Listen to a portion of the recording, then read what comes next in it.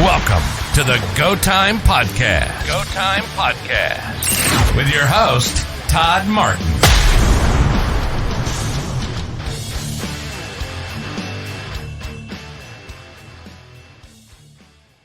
Welcome to the Go Time Podcast. We have William Tackett this morning.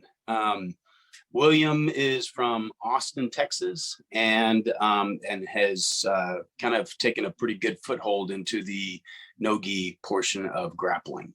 And you just, what was it, like a week ago that you won the West Coast ADCC trials?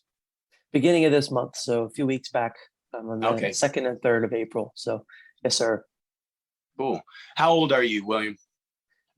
First, before I get started, I just want to say thank you for having me on the podcast.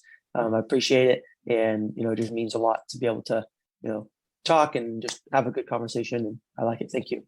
But Yeah. I'm 20 years old. I turned 21 here next month. So I'm still 20.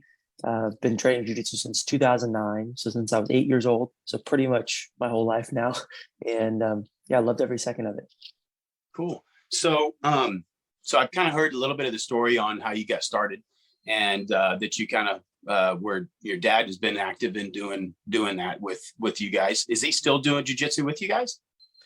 Yes. Yeah. On and off. He's not super consistent because, he's a very hardworking guy and doesn't have a whole lot of time, but he still makes it in here and there to train, and loves training. He just can't make it in as often as he would like, but he definitely still makes it in and subs some unsuspecting students as well, because they don't see him on the mat a lot. So when he comes in, he has just as much experience as us, just not as often. So he's been training just as long, and he's still, I think he just got his brown belt. So he's not, considered a black belt or anything, but he's very, very tough. Cool. I'm 2 years in on my purple belt. So Nice. dragging around it for a while too. I really like it. I really enjoy doing the jiu-jitsu. It's really, there's something different about the sport. Coming from like a horse background and doing that kind of stuff, but there's just something that there's a lot of things that we can do.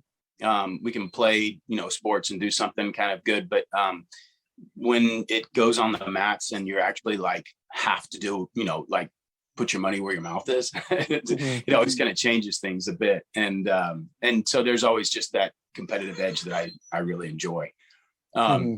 So your dad still comes in and does a couple days a week, or is he kind of As much as he can. So sometimes he's making it in, like on an ideal week for him, he's coming in 3 to 4 times a week, but that's few and far in between. So a lot of times he'll make it in like just once a week, or maybe not even make it in. It just depends on his schedule. He works on cars at a body shop, so he's working pretty much from early hours in the morning till pretty late. Sometimes he's just a little tired and can't make it in to train, or wants to spend time with my mom. So he has other priorities too. Jiu-jitsu is part of one of his priorities, but he's got a lot going on, so he can't make it in all the time, but he likes to at least come in as much as he can. Has your mom and dad got to travel with you to some of the bigger competitions lately? Mm-hmm. They actually just came to the ADCC trials, the one I just competed at, so they were able to both go down to Vegas and watch me compete and help support me. So that was really cool. Yeah, I bet you that was really cool, huh? Mm-hmm. So one of the things that intrigues me is that so you've had plenty of success, and your record is really good on your win-loss record and stuff.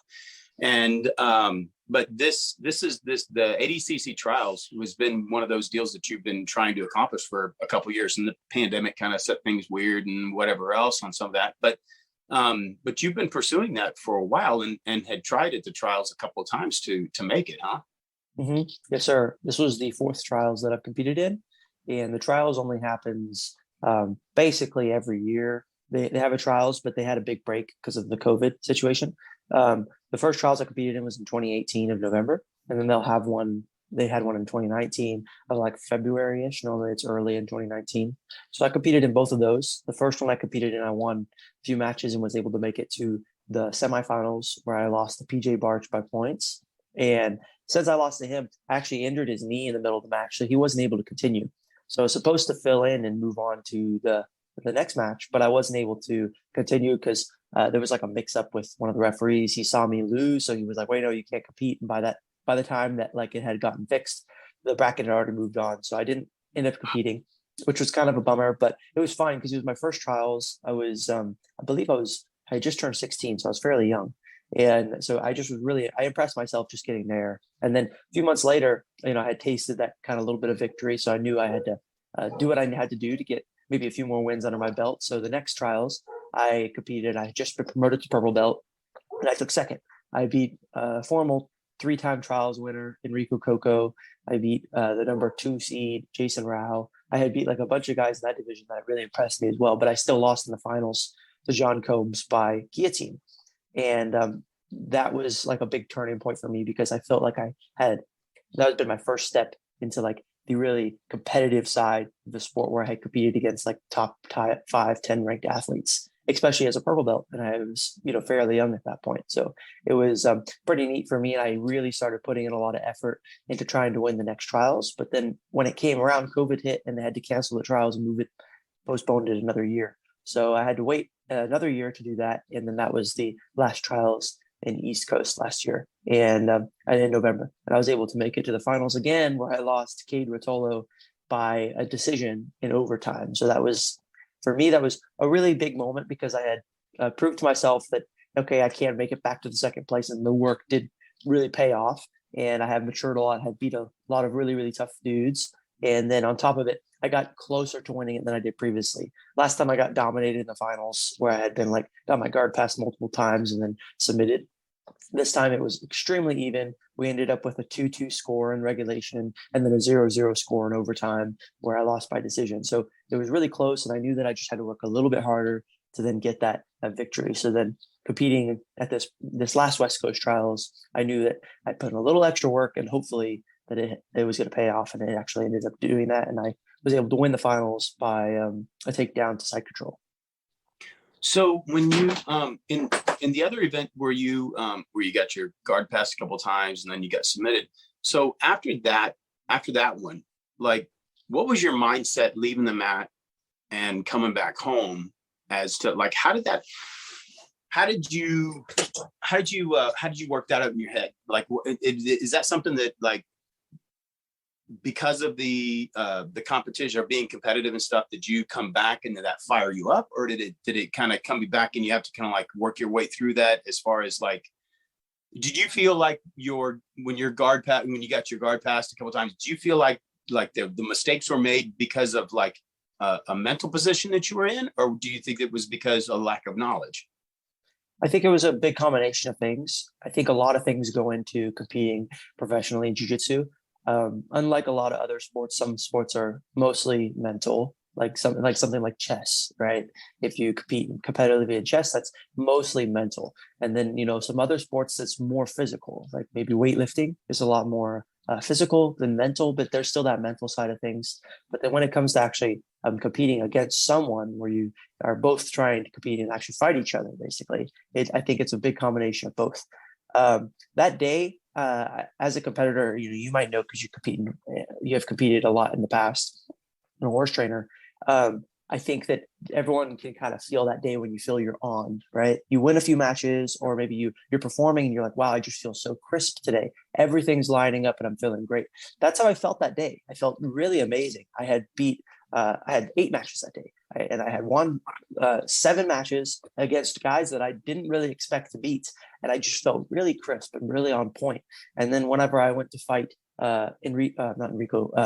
John Combs in the finals, I just really carried that same energy, that same, okay, I'm feeling great, but I got dominated and I got completely outclassed. So it was kind of the point where I was like, okay, wow, I felt amazing and I felt really, really good and at my best, and I still wasn't good enough. So that just means I got to go back and just put in extra work and get better. I performed good and that side of things was great. I felt good mentally out there. I just wasn't good enough. So now it's time just to go back, get better at what I'm doing, put in more time. And then, when the next trials comes around, hopefully I'll be ready. And that's just the approach that I took to it. So when you started out in like some of your smaller tournaments when you were younger, like say, before like 16, so when you're like competing in like 12, 13, 14, the thing that I'm curious about is like how, when you come off the mats, like you had, your struggle, because in our area, we've got some really good youth. I mean, like from our area, we've got the two Tackett boys, right? And we've got Roberto Jimenez was out in this area in Houston at the same time as you were growing up. We had Cole Abate was down here in this area at that time, which they're not same age, but in the same youth group. There's some pretty dominant kids from this area at that time, right? When you come off the mats at some of the, like a smaller association or any of them as you were coming up, how did your coach that you had at that time, how did he address that? Like, did he address like always the bad things that you were doing, or did he come back and build you up, or like what was that input from the coach at that point? So I don't have the same coach that I have now that I had originally when I was younger competing. Now, what's funny is one of my kids class coaches that was actually my main coach back then now is kind of one of my training partners / students now, because he took like a long time off of jiu-jitsu, pursued his Muay Thai career, started doing Muay Thai in Thailand, went to school out there. And then when he came back years later, he just was like, in the process of making money and doing stuff. And he hadn't done jiu-jitsu for like a long time. But since there was a large age gap, because he's like almost 30 now and I'm 20, so he's about 10 years older than me. So me then 13, he's 23, right? And he's also a full-time coach in the kids class. So he's, purple belt, coaching me all the time. So now he's almost one of my students, because now he just got promoted to brown belt and I'm a black belt now. So I can really help coach him now. So it's really unique. But he was basically my main coach back in the day when I was a kid. He wasn't the head owner of the gym. The head owner of the gym was Robbie Rabati. He was my technically the head coach, but he didn't like coach me personally as much as Davis did, the guy I'm talking about. So when I would travel to compete, whether it be like the Kids Pan Ams or there was a tournament back in the day called BFA, Battle for the Ages. And that was like a really popular kids tournament where I actually had a lot of matches with like Roberto Jimenez and a lot of younger phenoms like that. And Davis was always coming along and coaching me in those. So he was still a purple belt. So he wasn't super skilled and he wasn't like a full-time competitor, but he was really adamant about me constantly getting reps and constantly showing back up and just working, constantly improving. We didn't have like a really high level professor black belt that was a competitor ahead of us. We were like a very independent association. I think a lot of gyms were like that back in this time in Texas. There was very few like large associations like Hibero Jiu-Jitsu or maybe stuff like even Gracie Baja has really gotten big as far as competitors in Texas. Gracie Humaida, there's like big associations now, Brazilian Top Team, now even Checkmat. We didn't have that back then. So it was just us as a solo gym and we were underneath like another solo gym. So it wasn't like we had a big association or anything where I could like pull a lot of knowledge from like a head instructor. So it was me figuring out a lot of things and even my coaches figuring out things along the way too, because they were fairly new to it as well. Like our head coach never really competed much. And then my coach that was coaching was only purple belt. So he wasn't like, really full-time or super experienced in anything in and of itself. So we were kind of learning as we went. So when we would go and I would win, we're like, okay, we're doing some things right. We'll just continue to do this. When I would go and I would lose, okay, we need to make some adjustments, go back, maybe improve on this that we lost on, or maybe try to add in this. More like a process of elimination and addition until we kind of find a good recipe. And that recipe wasn't really super efficient until I actually joined with the team that I am now, Fight Factory here in Austin, Texas, under Rodrigo Cabral. He really helped me develop a recipe for like strength and conditioning, even the mental stuff, like actual techniques and stuff that really helped me get to where I am now and basically in the rhythm I am now. Yeah, I was curious about that because where I started out, I went to a little small place and it was kind of not necessarily competitive based and stuff. And then I found Rodrigo Pinero's, and which is Hibero, the kind of derivative too, and Humada. But he, so his is really driven towards a competitive base too.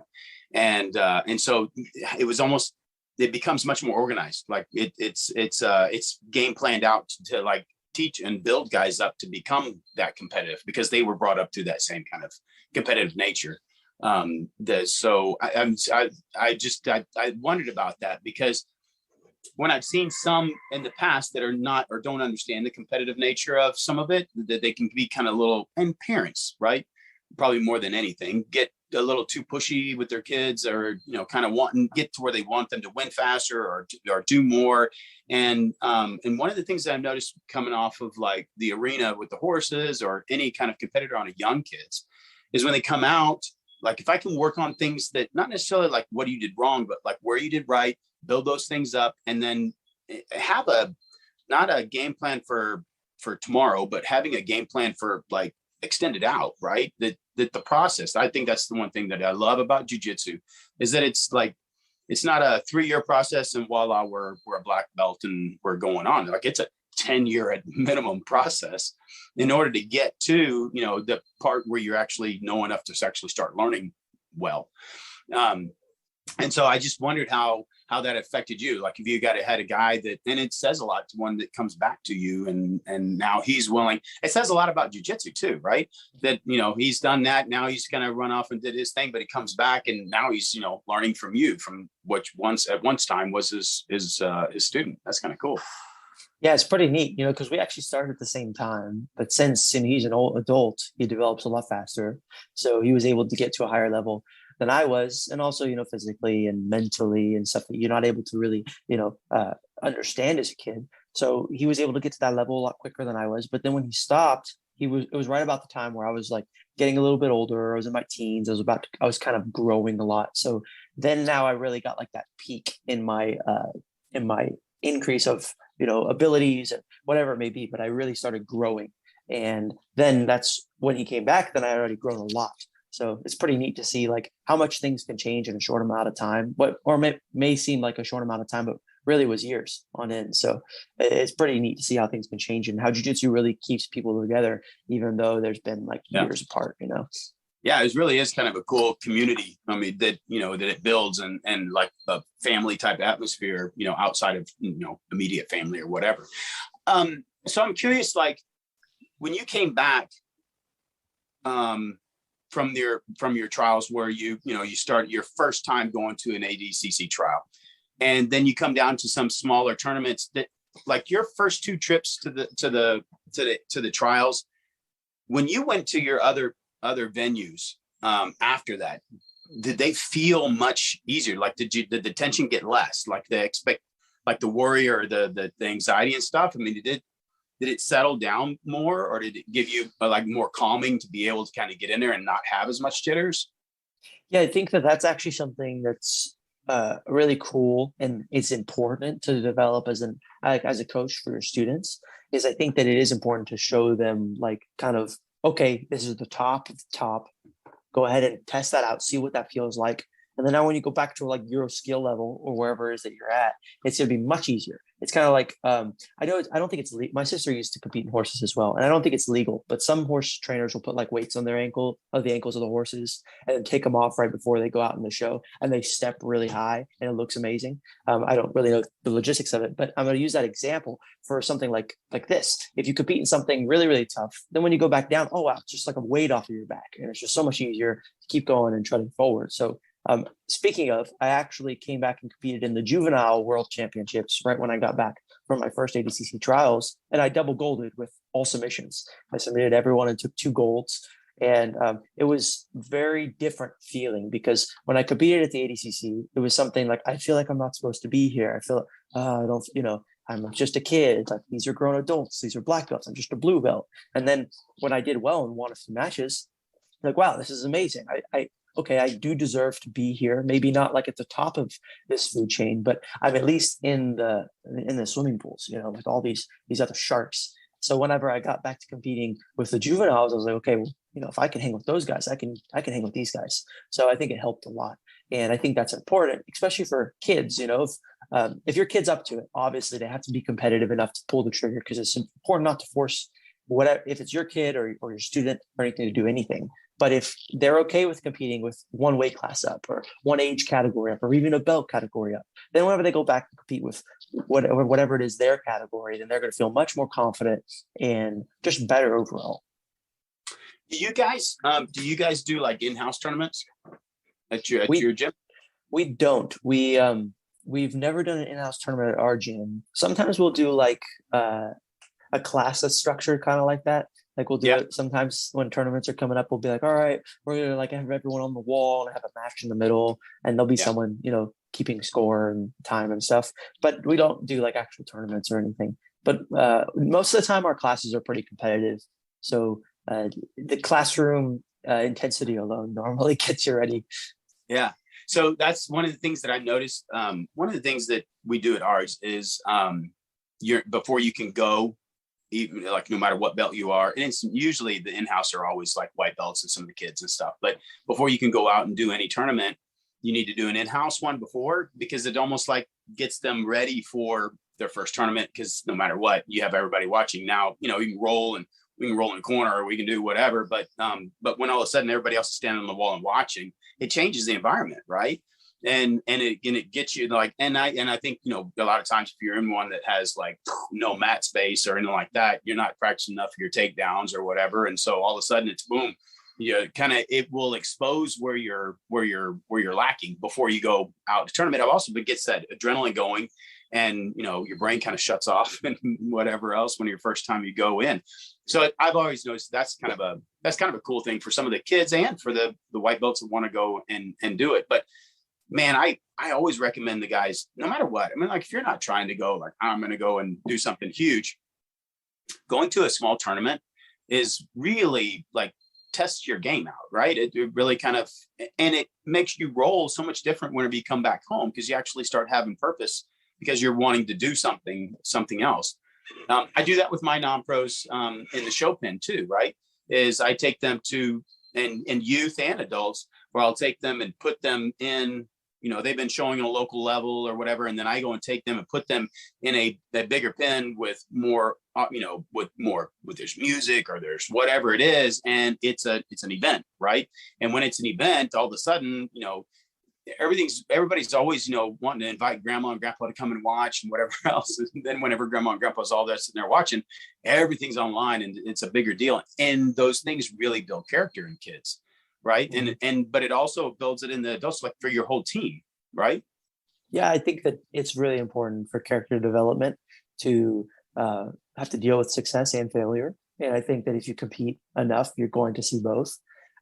Sometimes, you know, even if you suck, if you compete a lot, you're going to win a match. You're going to fight someone eventually, have a match against someone that's going to, you know, be a little worse than you are. So eventually you're going to have success, and you're going to have to learn to deal with that, because that's really important. Not flaunting, not being, you know, boastful or anything like that. That might make you look bad as when you win, you know, be a champion in winning and losing. You know, when you lose, not throwing a fit, learning how to take your loss, and not only take your loss and walk away with it, but take your loss, walk away and get better. You know, that's a huge thing that is a valuable life lesson. People get fired from a job. If you just quit fully and just, I'll just move back in with my parents and do nothing, like you're not going to succeed. You know, if you get fired from your job, but now you're okay, got to fix some things. Why did I get fired? Got this, you know, you took a loss in life, go make an adjustment and improve, and, you know, put yourself back out there. That's what competing, I think, really helps teach young kids as well. Even if it has no correlation at all and they can't see it, they start developing those characteristics without even realizing it.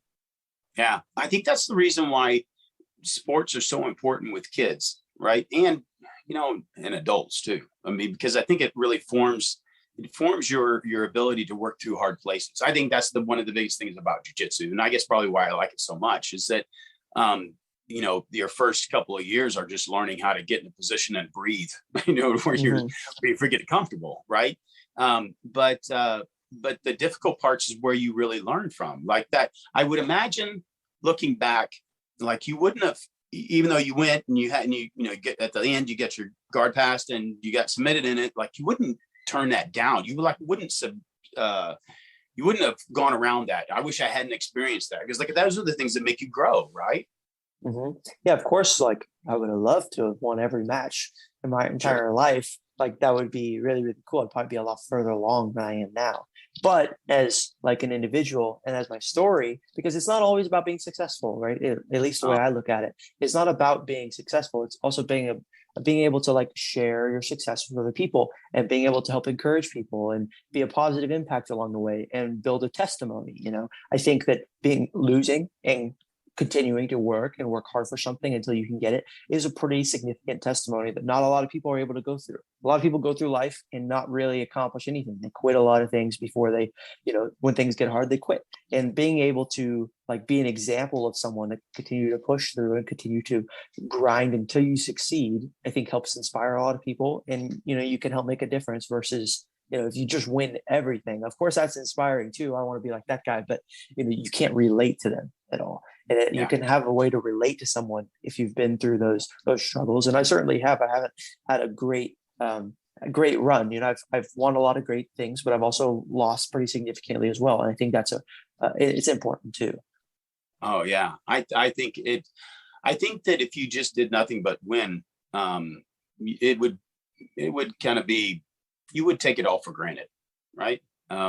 It's funny that you use the word testimony, right? Because that's like having I heard somebody told me the other day, and I can't remember where it was, but that they made the comment about having a testimony, right?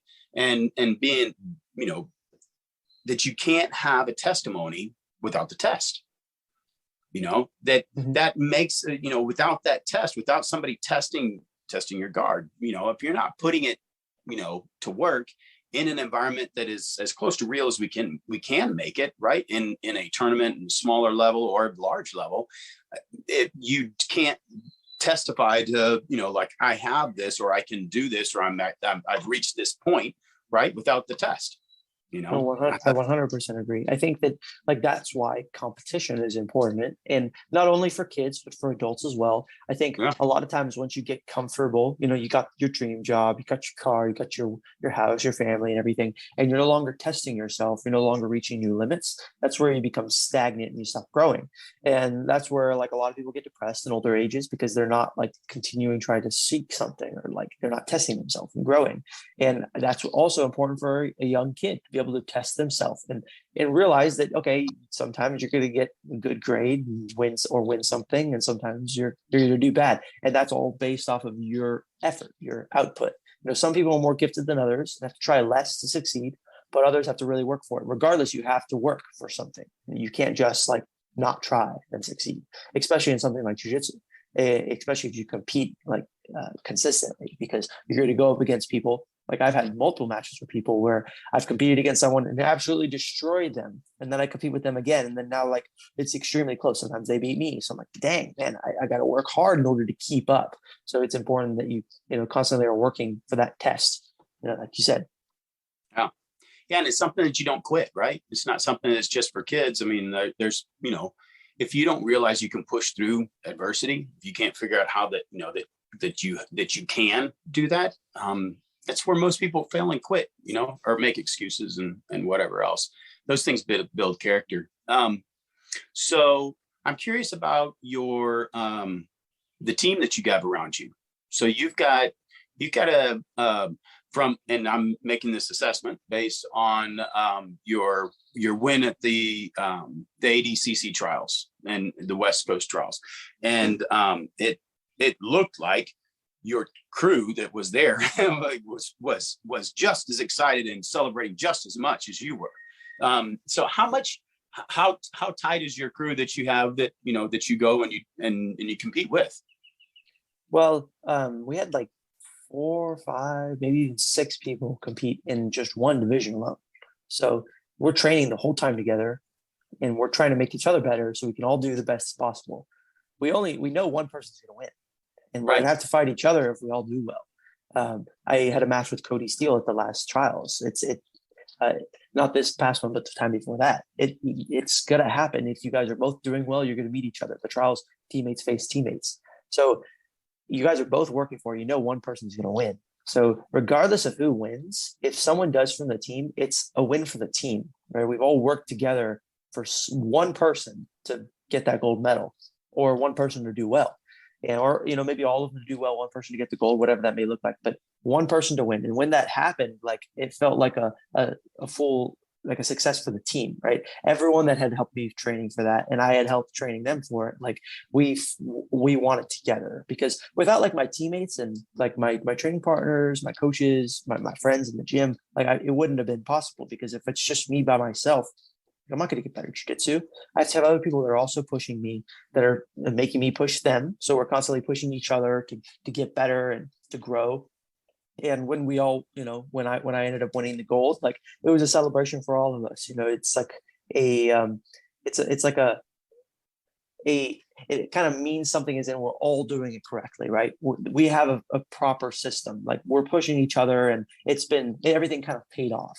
So it definitely was like success for everyone, not just me.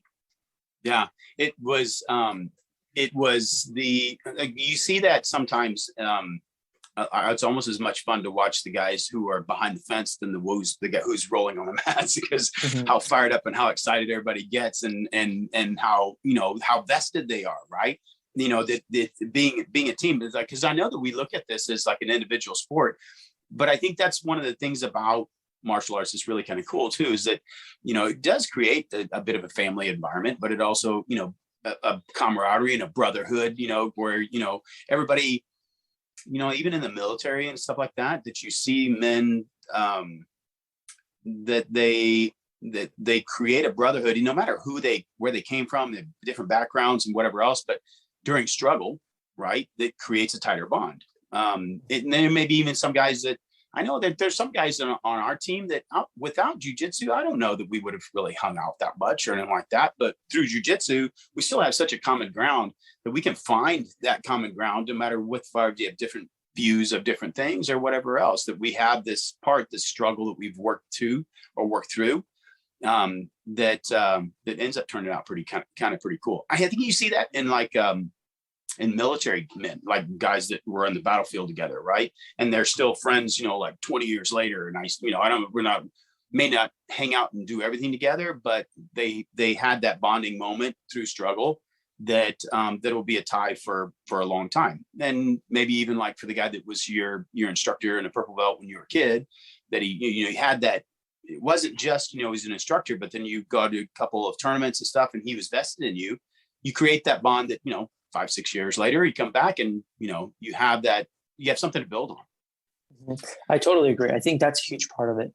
But I think another huge part of it, I talk about this a lot to like people inside the gym, is I think that jiu-jitsu or like a gym alone, because not just jiu-jitsu doesn't always have like the same like vibe or like culture, like your gym culture is going to be different than my gym culture. And my gym culture should be different than the gym culture down the gym. It's going to be a little bit different of an atmosphere. Although they might be similar, they're going to be a little bit different. And I think that like a gym like what we have is very selective of like the type of people that stay in. Someone that's very egotistical or not humble, they're not going to really stay inside the gym. They're going to get weeded out by all the mat enforcers, or they're going to change, and they're going to have like a perspective / attitude change and develop into a better character. Now I think that really goes into play with like why everyone can get so close so quickly. You might not believe the same politically as someone or have the same ideas as someone else, but you guys kind of have the same values / characteristics that keep you inside that gym.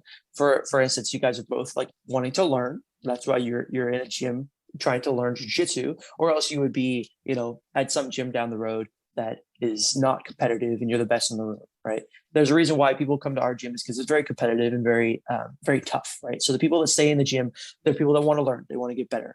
And then they're also mostly people that are competitive, because we have a lot of competitors. And on top of that, we have a very family atmosphere. A lot of people that we have a lot of hobbyists that have been there for 10 plus years, just because they're like family now. So when you get integrated into that environment, you kind of have the same characteristics as someone else, even if you don't believe the same way. And I think that's what kind of like holds the team together. Like, okay, this guy, he's come in, he's kind of not a very good person or whatever. He's probably not going to stay in the gym. He's just not going to fit in. He's going to get weeded out, or he's going to get tempered into a better person.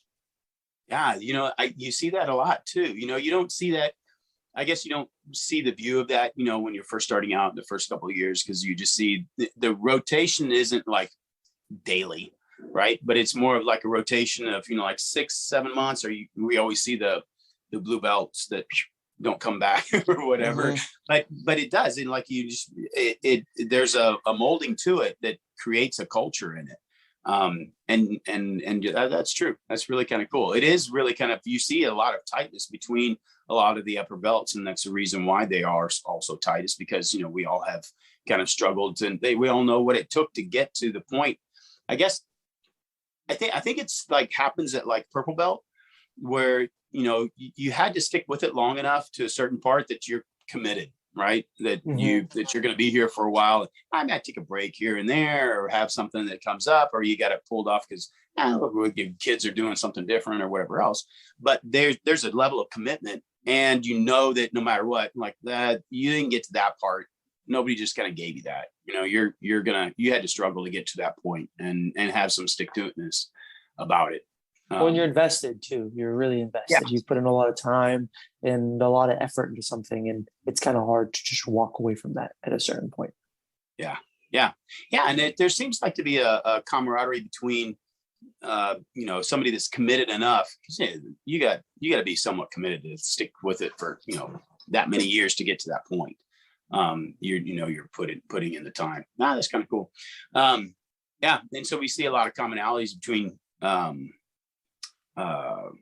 characteristics about somebody, not necessarily, you know, views of the world, but we're going to see the same characteristics. They try, push hard, and you'll grind out and want to get better. Yeah. And we actually have this saying, we don't have it up right now on the wall. We normally do it. I thought we just moved location, so that's why we don't have it up. But we normally have a sign up on the wall that says like, no ego, no drama, no politics, just jiu-jitsu. And I think like there's just rules that we go by in the gym. Like, you can't have an ego. You know, no drama. Don't be talking about this other person over here. Don't be bringing that into the gym. No politics, and just jiu-jitsu, right? And I think that common ground is what allows people to like communicate when otherwise they might be enemies outside in the real world. You know, like you see it a lot, like politically. People have one idea, another person has another idea, and that can divide someone, even though those people might be completely best friends if they just had the same, like, you know, idea about one topic. So we try to keep that out of the gym, because, you know, you might be best friends with this guy over here, you roll with him every single day, and then all of a sudden he tells you who he's voting for or something, and maybe you're very you're very concerned about that, and that might make you now almost like an enemy, or thinking about that guy a little bit differently. Now there's a little bit of a wedge there, and then now you don't have that like environment that we try to create at the gym. So we try to keep all of that out, and I think that's what also allows, like, even though that you might believe differently than that person, there's something that brings you guys together in common. It's important to find that common ground and, you know, share that with each other. I think that's what jiu-jitsu helps create. Yeah, I think that's really needed if you're going to have like fellowship, right? If you're going to have or create a team or create that, then there has to be some that we always go back to a common ground that we all believe in the same thing, right? And whenever we have something common that we all believe in and that we all put our time into and stuff like that, we can create that kind of culture. So, you know, and even if you were, you know, looking at it from a country type of deal, we have to understand that we're all building the same country, right? And we all have the same desires to prosper in this country and to, you know, progress in this country. And there may be different ideas about how to do it, but we got to keep it on the same, you know, same deal as what we all have the same deal. It's like your own affiliation. We're all part of this team and this group. You know, we got to be, no matter what, we got to look at, you know, the common good of ourselves or our group, you know, so that's kind of cool. Yeah. So I wondered who's been your biggest, who's your biggest influence? Who is your kind of, who do you look up as like your hero? So I have like a long list, because there's a lot of people that I've looked up to over the years and even today. Like my dad's a huge one, obviously. He's really helped me develop into like the person I am today, and, you know, giving me a lot of characteristics that I wouldn't have had, you know, if he wasn't an influence in my life. You know, he's a very hard worker. He's always told me to, like, when you start something, you know, don't quit it. My mom's been the same exact way. My mom homeschooled us, so I wasn't in public schooling. So my mom was a really big teacher figure in my life. And we had to like recite something every single day before we started schooling. It's like, when a task is once begun, don't leave it until it's done. Like, do it great or do it small, do it well or not at all. And that's something that I've really tried to carry over into all areas of my life. If I'm going to start something, I got to finish it, and I got to complete it and do it like my best, not just halfway, So like my parents has been a big influence in like, the way I believe, the ideas that I have now, and like the ways that I approach, my life or even my training. And, obviously like there's the jujitsu guys you can look up to, and really as far as jiu-jitsu goes. Now, that's something that I think that is important, that especially young people realize, is jiu-jitsu people, or people that are good at jiu-jitsu, they're not perfect. Like they're not people that you just because they're good at jiu-jitsu doesn't mean you have to look up to them as a person. So that's something that maybe I made a mistake of also when I was younger, was like looking up to a lot of like high-level black belts that were world champions and wanting to be like them in a way. And then realizing now as I'm older, I'm like, wow, they're not really that great of a people. And I've like met them and shook hands with them and had conversations with them now, and realized, man, I don't want to be anyone, I'm not saying bad about these people, I'm not going to mention anyone, but maybe I don't even want to be anything like this person, and that can be not just because they're a bad person or anything, but they just don't have like the same attitude or mindset that I have. And I think that's also important. You look up to someone for their goods, and not every aspect of them, right? Even like parents, some people have terrible parents that are like, alcoholics or drug addicts or something, but they have something they can bring to the table. And it's important to look at someone and take the good from them and not take the bad. So I had like a ton of jiu-jitsu people I looked up to when I was younger, and now I still look up to, but not in the way of like every aspect of their life, definitely as far as their jiu-jitsu. And maybe even like the way they treat marketing and other things. Now, someone like Gordon Ryan's a great example of someone that is extremely good at marketing, extremely good at jiu-jitsu, but maybe is not the best example of someone that's characteristically like humble all the time, right? He is a very meek person when it comes to like, you guys are just talking. He's very, very down to earth, nice guy. But like on social media, he does that to make money and stuff, right? But that's not always the best example for everyone, because then that makes like young kids think, okay, now I can like slap people or post stuff on social media that's a little bit inappropriate. Now, maybe there's time and places for things like that, but looking up to someone in all areas is not always the best for when you're young and trying to figure out who you are. So that's some things that maybe I made a mistake of when I was younger, and I've really tried to look into now that I've gotten older, is look at someone for what they're really, really good at. Now, I do look up to Gordon Ryan. I look up to him as an amazing jiu-jitsu person, someone that makes a really good businessman, someone that makes great money, and someone that really respects everyone as far as like their skill, right? He never takes anyone lightly, no matter if he says like they're terrible at jiu-jitsu or something on Instagram. Every time he competes against them, he's 100% ready. He's never stepping on the match if he's not ready. And I can really look up to that. Now, other areas, I maybe will take influence from someone else and, adapt that portion to my life. But as far as that goes, like my parents have been a big influence in my life, and then just like a big number of people in the jiu-jitsu community. My instructor has been someone that's really helped me a lot, especially with character development. I started training with him when I was a little bit under 16 years old. I was 15 something. So I was pretty young, and he has always taught me just to be really, really honest. And no matter what that might be, negotiating with someone for a match or sponsorship or just anything, be really, really honest and just work really hard. And that kind of is the same ballpark as what my parents have taught me. So that really helped me kind of just go in the straight direction. So I look up to my instructor a lot. On and off the mats, because he's an absolute beast on the mats as well. And Rodrigo Pinheiro could testify to that, because I think that Rodrigo, my instructor, and Rodrigo, your instructor, trained together back in the day. So Rodrigo, my instructor, always says how good Rodrigo Pinheiro is. So I'm sure that they trained a lot back in the day. Yeah, I think they spent quite a bit of time on the Ribeiro deal together growing up. I know that Rodrigo grew up a lot with Sanji Ribeiro. And Lovato and all those guys that, they kind of came up through the same deal, all from Brazil. Yeah. So that's, well, I don't know how all that kind of plays out, but so that was kind of a cool deal that they're kind of saying. I'd be curious to see, actually really curious to see how the fundamentals over there are with you guys. I have to come over and maybe catch a roll over there one of these days. But you're more than welcome to anytime you want. Yeah, that'd be great. I'd be curious to know, Well, I think it's important to know that, when we look up to people, we don't have to look up in all things, right? There's a lot to be said about character. And, like Gordon Ryan, I mean, he's a phenom. I mean, for one, and two, he's crazy the way he's very, he looks like he's very, very efficient with what he does, and very disciplined, which he doesn't seem like, I guess, character-wise, like it would be as but he's got to be disciplined like no other to do the way that he's doing things. And that's really an admirable trait.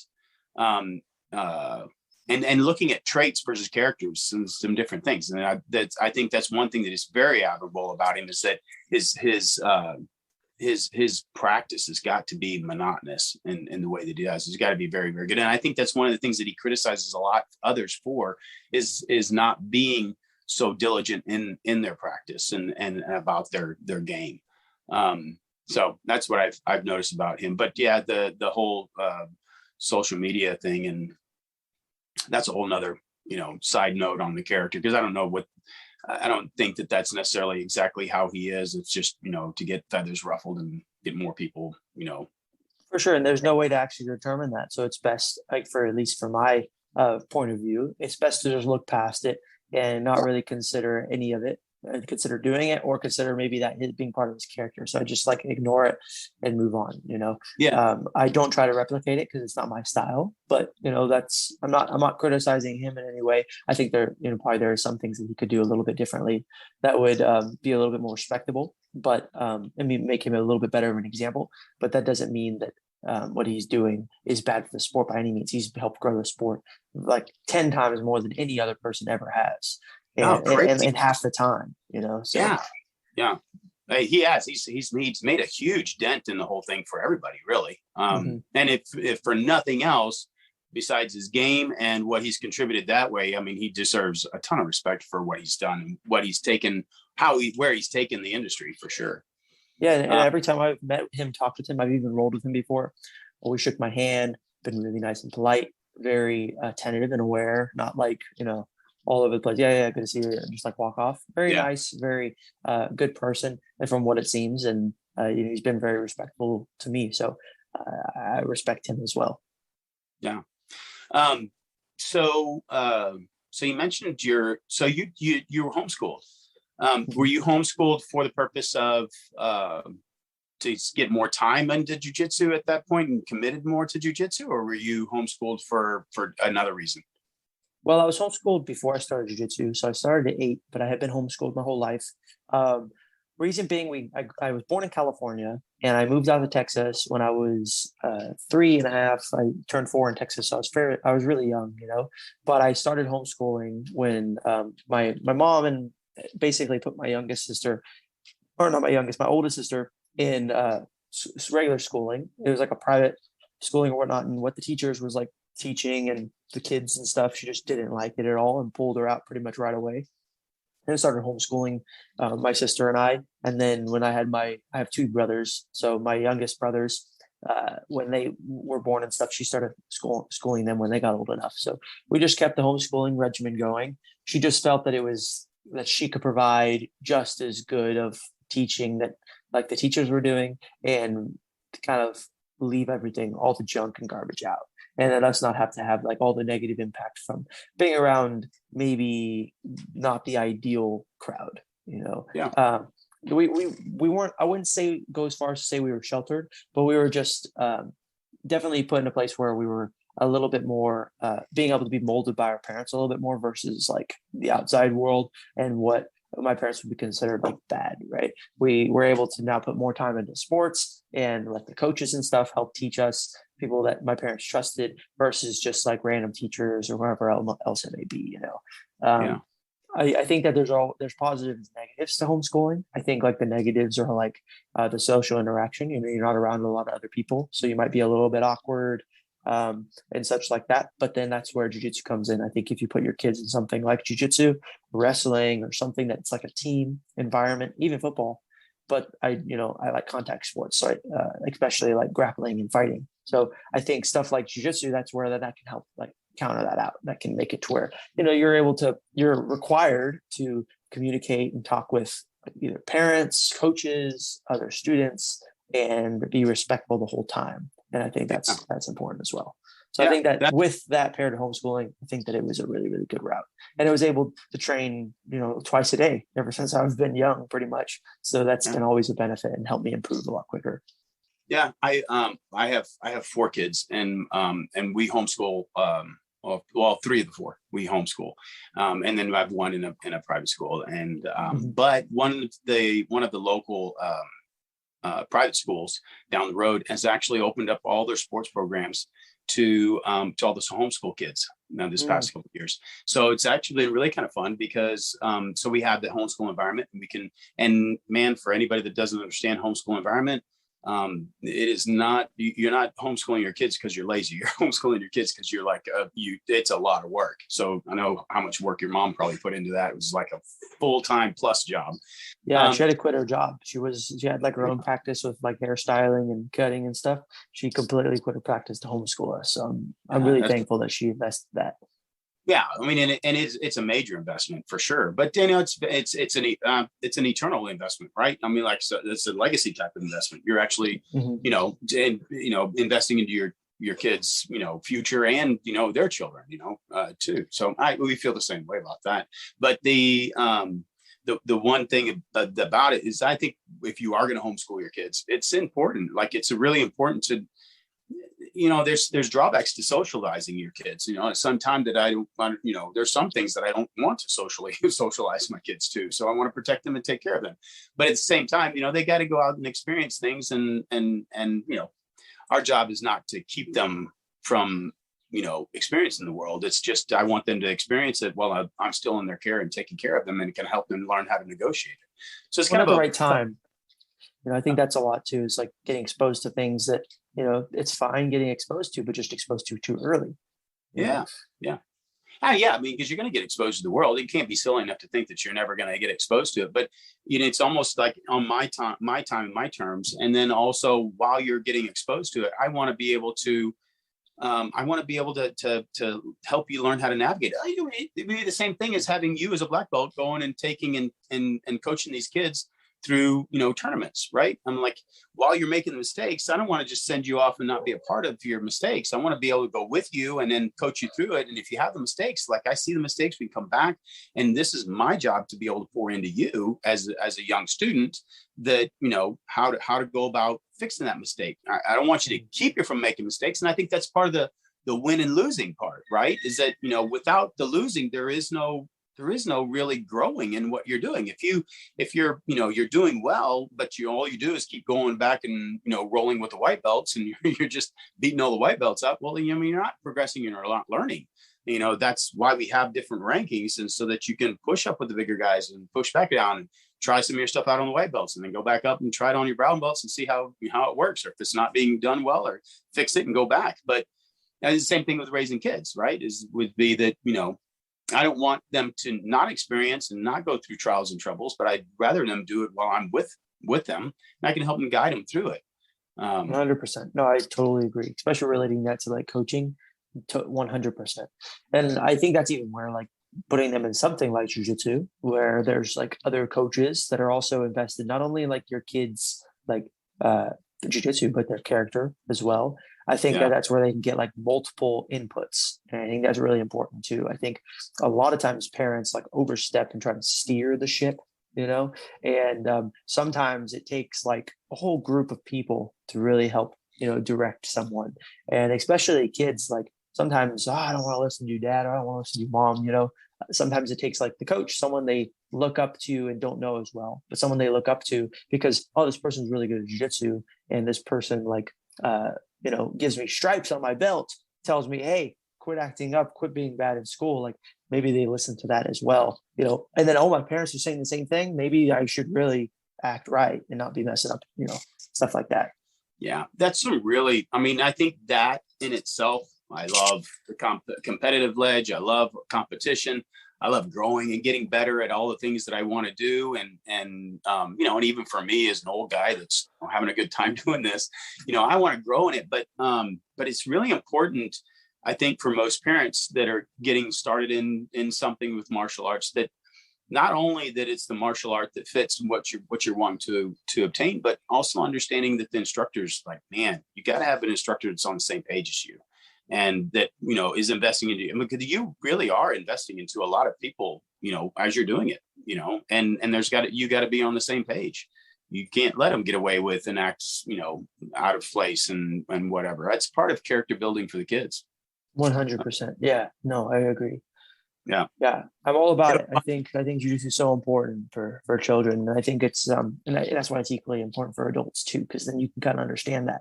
I think all too often, like when parents don't train, they put their kids in, and then they put all that pressure on their kids. Oh, you gotta get skating out, get out of there. Why are you getting armbarred?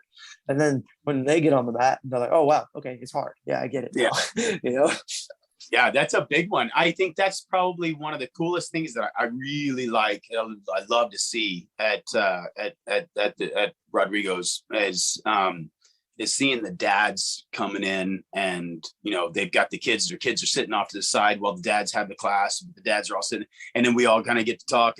And the ones that really understand it are the dads who, you know, are in the classes. And you don't have to be a beast in there, but man, being a part of it, it's the same as like with your dad, like that he's not, I like that your dad was, you know, got you into it, but he didn't just get you into it and that's what your deal is. And he just drives you there, or drops you off, or drives you there and sits back and watches you kind of deal. And then wants to tell you how to do it. Like he stepped into the struggle with you.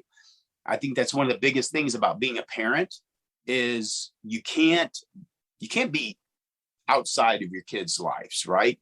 You have to step into those lives in order to grow, to mold them. You know, like you have to understand the struggle as much as they do, right? And when you see your dad going in there and stepping into the struggle of it too, that you guys have another place to relate, right? Not just that, you know, over the dinner table at the house, but you have another place that you're struggling together and learning, you know, and growing in it too. I think it means a lot. Yeah, I mean, I don't know if I will, right? My goal is to open up a gym one day, but you know, I'm planning to do some online stuff too. So maybe I know like the world in general is trending to that direction. So maybe I won't even open up a gym one day.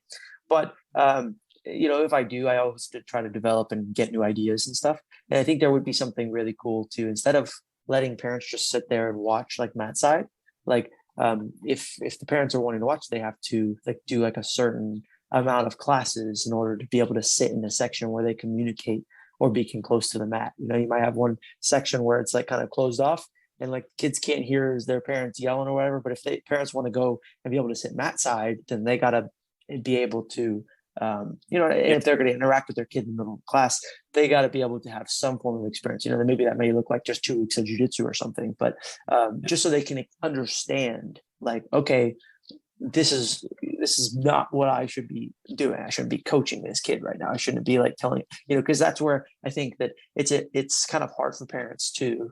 When they put their kid in the class to like let the instructor take the reins, right? Because they don't really fully trust that the instructor knows more than them, right? I watched the classes. I know how to do the move. I'll yell at them. But you know, it's a lot different when you actually get out there and you experience it yourself. And you know, you as yourself, you're a purple belt, so you understand. So you know, you're not going to be, and maybe you would be because you know you're experienced. But if you were a white belt, very new white belt, and you had done a little bit of jiu-jitsu, the last thing you're going to be doing is yelling at your kid across the mat, telling him, hey, do this, hey, do that, when there's coaches on the mat, you know, like you just don't know what you're talking about. Now you understand. So it's a lot different. Yeah. I think that's really important. And I think that is such a, it has been, from what I've seen, right, is a lot more of than I see in a lot of other sports. Like you go to watch a baseball game and there's maybe two dads coaching, but the other dads are in the stands and they may have played baseball, or maybe they didn't play at all, right? But they're so far removed from it, they're not in the middle of it with their kids. And you see that in the football, or you see that, and in jiu-jitsu, we actually there's other old guys like me in there that are, you know, lurking it out, having a good time, and it's like also being an example for your kids, right? So I do enjoy the fact that at our gym that there's the adult class is just as crowded as the kids class is. And half the time we all have kids, at different stages, or have watched our kids come and go and do whatever there too. Cause we're all, it really is kind of a family environment on the whole deal. So that's kind of a cool deal. Very cool. And I like to know that your dad's into that too.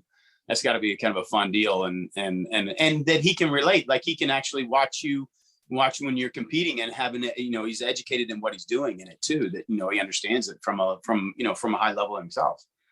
Well, he also understands like when it's not really his place. Like he knows that like even like my youngest brother like is at a level to where like, okay, I'm not really in the place where I should be coaching him. I know the difference between my level and like the other coach's level, to where like, I can like cheer him on, but like I'm not gonna be the guy like yelling instructions, Right. Like you see that a lot at tournaments, especially wrestling. Like if you've ever been to a wrestling tournament, there's it's really, really bad for like, phenom, hold him down, Jimmy, like stuff like that, and like yelling, shoot the double leg, like just the moms and dads yelling in the crowd because they think they know what they're talking about, but so my dad's good enough and also like has trained long enough and knows how good we are to the point where he's like not going to be yelling at us and coaching us in the middle of the match. He's going to let Rodrigo do that, Yeah. Well, if I'm coaching, I'm probably 2 steps behind. I wouldn't want to be telling anybody what to do.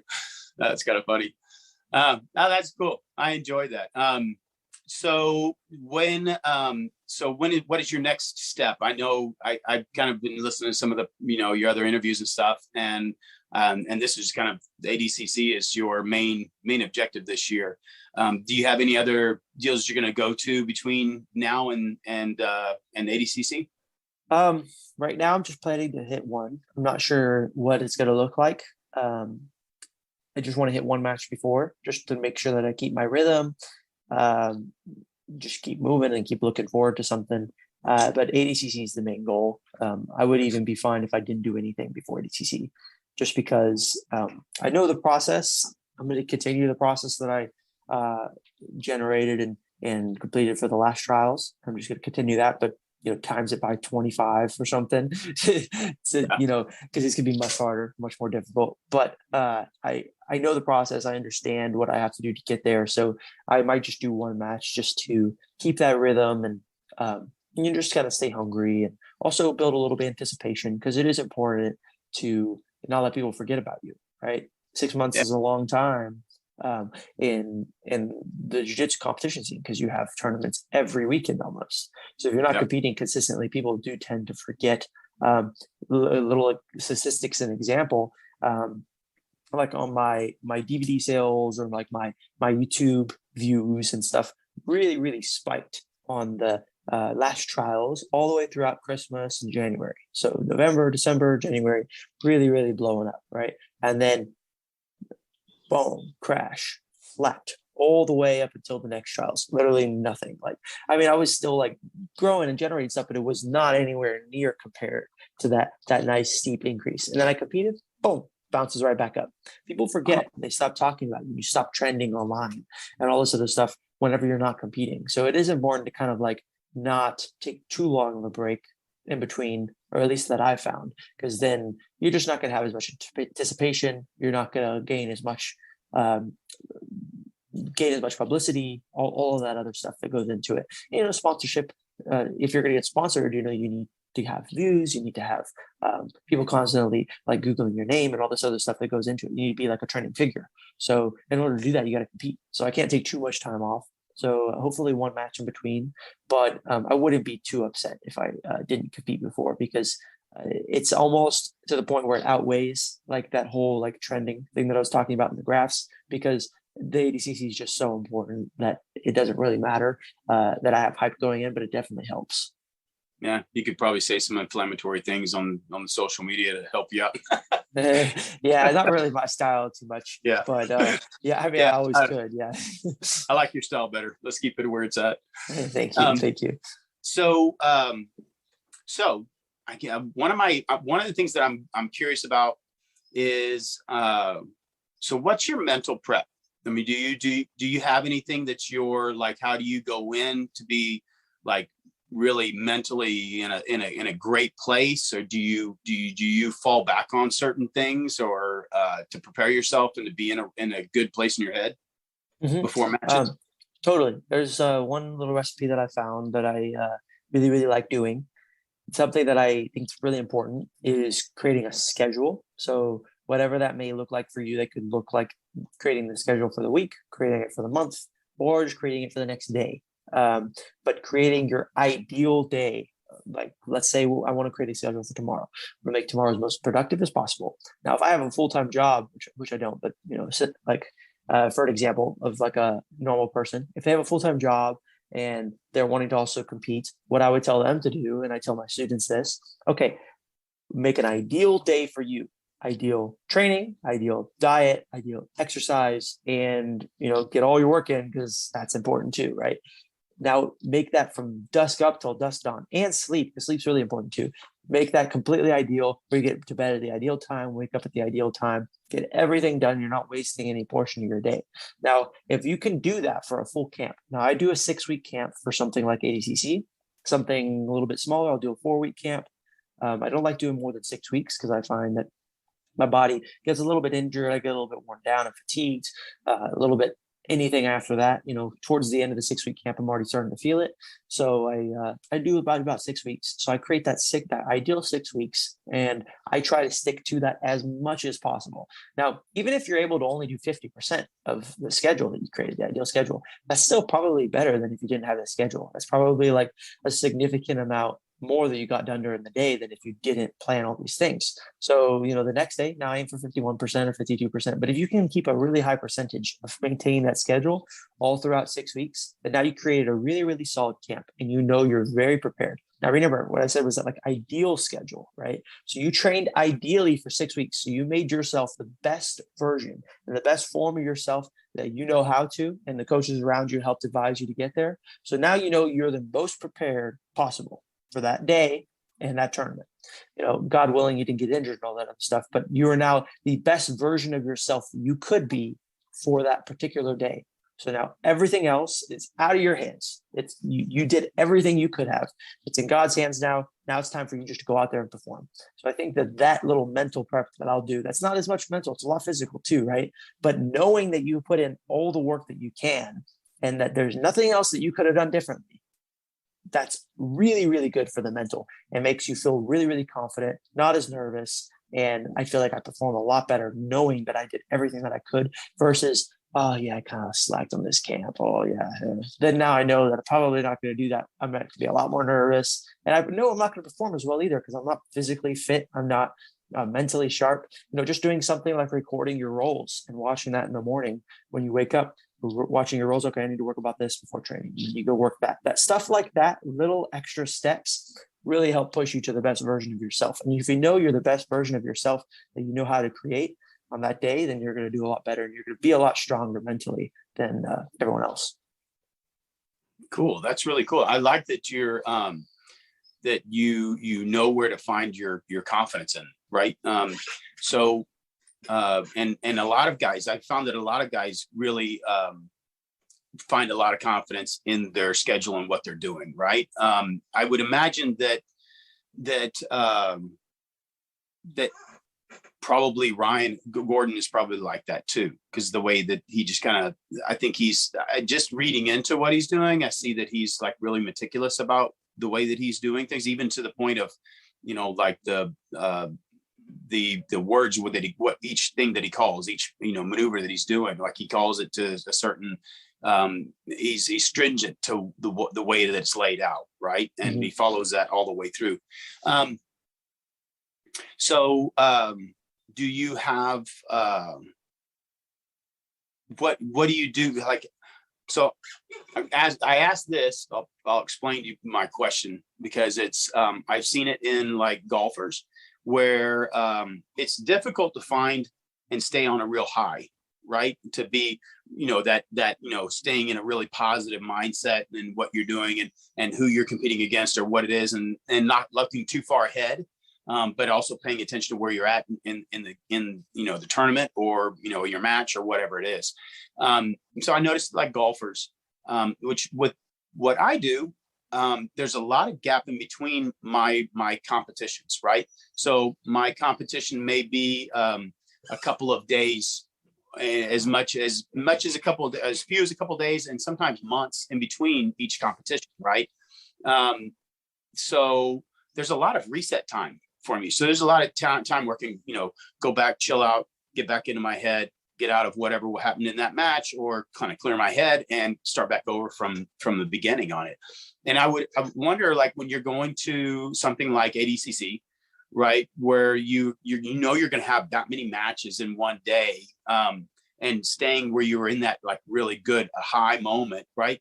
Do you find like something that you do between matches that like brings your breathing back down, but also calms your head about it? You don't stay up there at a real high, awareness.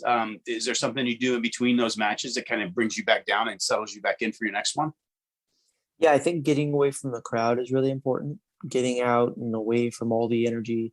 If you've ever competed in jiu-jitsu, and I don't know because we didn't really talk about it too much, but if you competed in jiu-jitsu in a place that's pretty packed, like crowd-wise, it's exhausting being there all day. Like just being around, talking to people, and especially for like, and I'm not necessarily at that level, but someone like Gordon, like that has to talk to him. Like if he's sitting in the crowd, he's getting people coming up, taking pictures of him the whole time, shaking his hand, asking questions. Like for me, like that's really, really taxing. Like when I'm in the audience and then people come up, "Hey, William, how are you doing?" I'm like, "Oh, okay, I'm doing great." And like, I like to be pretty genuine. So I want to talk to them and, want to be nice and, if they have a question or something, answer it. But that's really draining. So I try to get away from the crowd. I walk straight from the mat, straight to like behind the bleachers or something. And I'll just lay down in like the corpse pose and just kind of get my breathing back if I'm tired. If it was a quick match and I felt good, then I'll just kind of recenter. I like to sip on some carbohydrates to keep my energy levels up, and just talk with my coach or talk with my other competitors that are competing with me, and just recenter. I think that it's important to have something to kind of distract yourself. Don't sit there and just constantly talk for 30 minutes about your next match. It's going to be pretty draining doing that. Emotionally, your adrenaline's going to be up for that large amount of time thinking about it. So I try to get in a mental space where I'm not really thinking about my next match up until, it's time to go. But I'm not getting too far out of the loop where I'm, thinking about something like schooling or, relationships or, car payments, stuff like that. You don't want to think about things that are completely outside the bubble. You want to think about like, okay, just have a conversation about, oh man, you see that match? That match was crazy. Something that's not too far off the topic, but something that's not directly related to what you're having to do, because then that's going to be pretty exhausting. That's what I find that's really good. Whenever I was competing at the trials, I would like compete and I would walk straight back to the warm-up mats and sit down and maybe talk with another competitor, and we just chat about like his matches and maybe chat about some of my previous matches. That's really a good thing to do too, because it makes you excited about your performance, talking about some of your matches. But it's not going to like make you nervous talking about a previous match. Right. It's always thinking future is what kind of makes you a little bit nervous. So I try to just not really think about that until it's like go time. And even when it's go time, like, I was sticking my headphones, throw my hoodie on, and I'm not even really thinking about the match too much. Of course I'm going to strategize with my coach or my teammates, but I'm not going to sit there and just run that through my head over and over again. I'm just going to visualize getting my hand raised and visualize. And I'll repeat, like what I was saying, like, I'm the best version of myself, or whatever. I'll repeat that to myself as I'm walking up and down, pacing the ground. Like, I know I'm better than him. I know I've put in more effort in this camp than he has. I'm more prepared than him. I'm the best version of myself that I have been in a long time. This is the best version of me.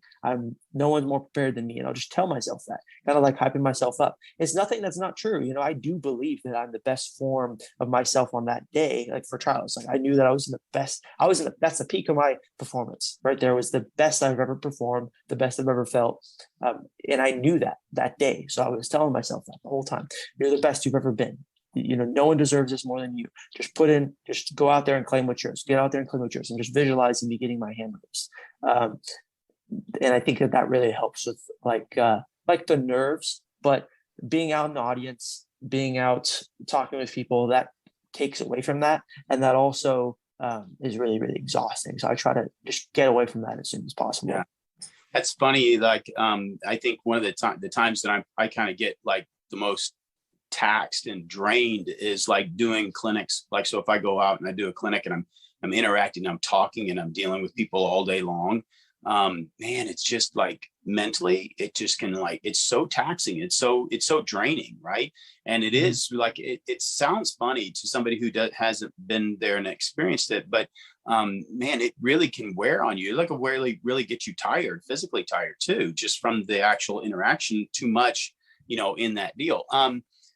But some of the things that you're using are really some like, really well-studied ways to be able to think, and thinking positive. Right. And visualizing, a lot of people do visualize, but you can visualize wrong. You can actually hurt yourself in some of your visualization. If you're visualizing a bad thing, then you're using visualization to your detriment also. So when you're visualizing things like raising your hand and seeing yourself doing well, it creates a positive, kind of thing for what you're doing. But also like thinking not, I always tell my students when we're going to show, because when we're doing the horses will feed off of my feelings too, right? So it's almost double down if I'm not in the right mindset.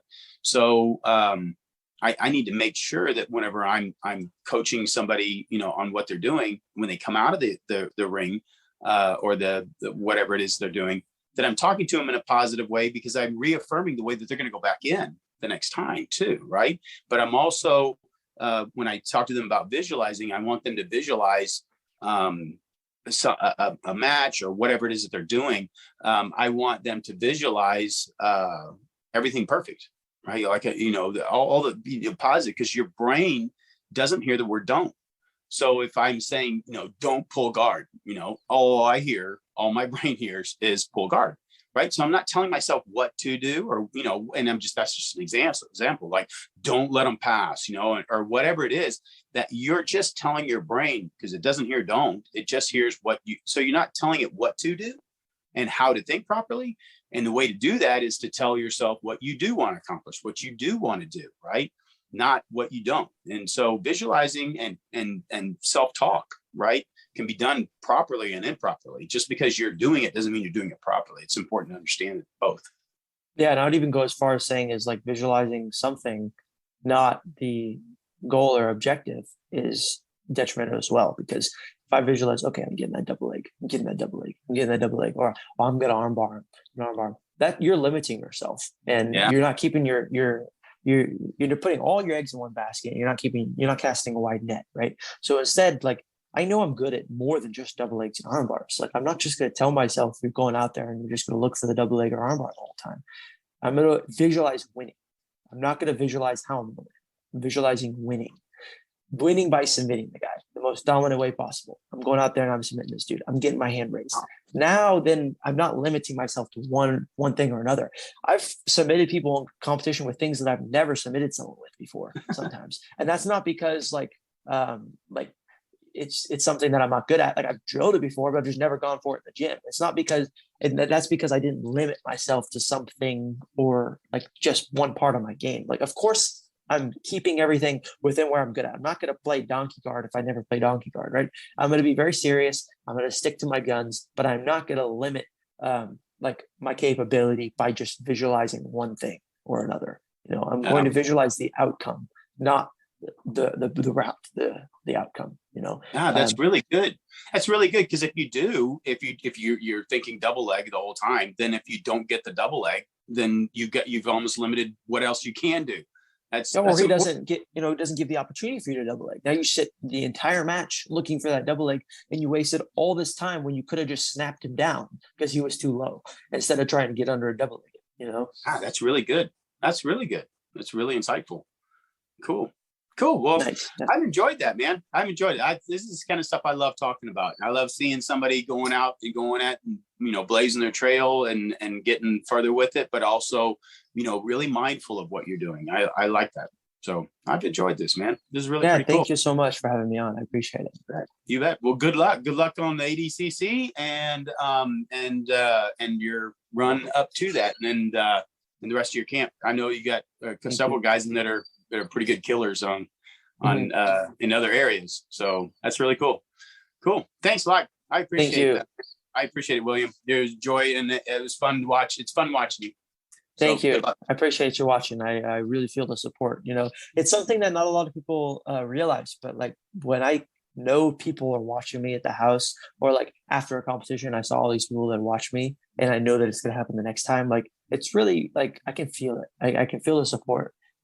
It really helps me like push a little bit harder. So I appreciate you guys, and everyone that really tunes in to watch me compete and wants to see me do well. I really appreciate it. Cool. Well, thanks, and tell your dad he's doing a good job. Thank you. Yes, I'll let him know. Thank you. Cool. Thanks, William. I appreciate that. That was cool. I enjoyed that a lot. I'll pull that off and edit it. And I haven't done a bunch of YouTube stuff. Mm-hmm. I've just, I train horses all day long and then chase kids all afternoon, and then try to squeeze in jujitsu as much as I can. But I started doing this like just last year, and I've had some really fun, really cool guys. Like, one of the guys was really inspirational guy. He was in Super Bowl number 5, right? And won a Super Bowl ring. I mean, won the Super Bowl in Super Bowl number 5, right? And he's like 74 years old. And the last 10, he had a big business. He's done all these stuff, built homes, did all these huge successful careers and stuff. In the last 10 years, he drove an elementary school bus to talk to kids. Really an inspirational guy, like really, really cool. And so I've had some really kind of neat deals on it. But I just put it up. I have not spent, and I'm terrible about social media. I don't know how to do this thing and send it out there and getting all the hype about it. But I have literally spent $20 is all I've spent on trying to even promote it. Like, I just tried it one time, and I'm getting ready to do a Spotify campaign right now, ad campaign and stuff. But I've had over 9,000 downloads on this thing without even trying. That's awesome. Yeah, good for you. Yeah, so I'm just having a really good time with it. But this is the kind of stuff. The big thing for me is this is my chance for my kids to be able to hear these cool conversations when they get to, like your age, and figuring out how to conquer the next, mountain or whatever else. I don't know if I'll be here. Who knows? I don't know what God's planning for me, but exactly. But if I got stuff, it'll be on there, and my kids can listen to it anytime. So yeah, that's good, man. That's really cool. Yeah. I appreciate what you're doing. People like you that really want to help, share, and give back. So appreciate it. Thank you. Yeah. Cool. All right. Good luck, man. Appreciate it. Thank you. Yeah. Great talking to you. Appreciate it, man. You bet. Later.